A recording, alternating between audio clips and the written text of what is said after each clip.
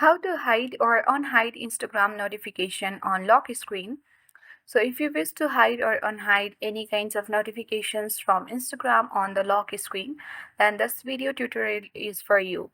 Do watch the video till the end so that by the end of the video you'll learn how to do it. Without any much delay, let's dive right into the video. First of all, make sure your Instagram app is up to date.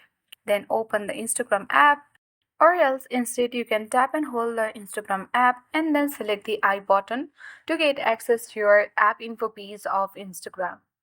And then on the section you need to select the manage notifications option. Once you have done or get access to this page, make sure you allow notification. If it's toggle off in this way, then there will be no any options given on this section. So when you allow notification, you will get multiple options here.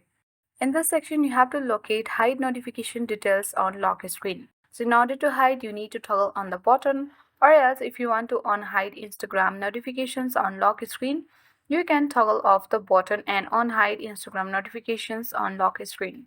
So that's how we do it. I hope this video worked. Thank you for watching and see you in the next video.